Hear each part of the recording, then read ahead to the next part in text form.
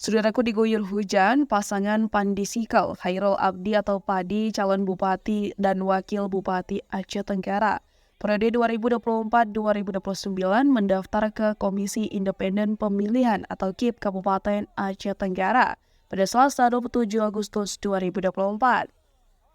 Pasangan Padi ini datang memakai baju adat alas atau Pandi Sikal dan Khairul Abdi pakai baju adat Gayo dengan membawa 2 ekor kuda bersama masa, menggunakan mobil pribadi, mobil pick-up, dan sepeda motor serta becak mesin.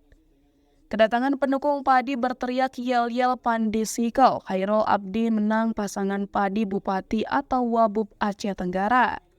Kedatangan pasangan Padi didampingi partai pendukung dari Partai Gerindra, Partai Demokrat, dan kini Partai Aceh. Diumumkan Pandi Sikal telah diberikan SK untuk pasangan Padi sebelumnya. Partai Aceh ini mendukung pasangan calon bupati, wakil calon bupati Aceh Tenggara lainnya.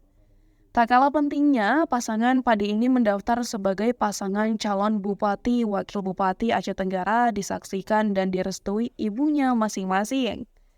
Kedatangan pasangan Padi ini langsung disambut Ketua Komisi Independen Pemilihan atau KIP Kabupaten Aceh Tenggara, Ilham, bersama Komisioner KIP atau Komisioner Panwasli Pilkada Aceh Tenggara.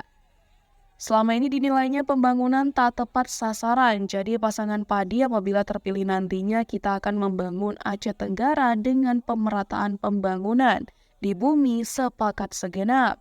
Karena kita adalah sahabat semua suku dan hubungan harmonis selalu kita bina dengan suku-suku lainnya.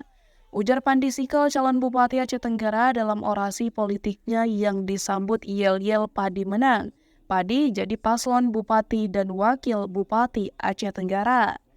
Sementara itu, Ketua KIP Aceh Tenggara Ilham mengatakan hari pertama mendaftar calon Bupati dan Wakil Bupati Aceh Tenggara, pasangan Pandi Sikal dan Khairul Abdi atau Padi.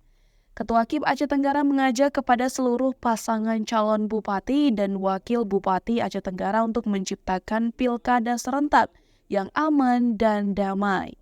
Dari Aceh Tenggara, Asnawi Lui, Tribun Gayo.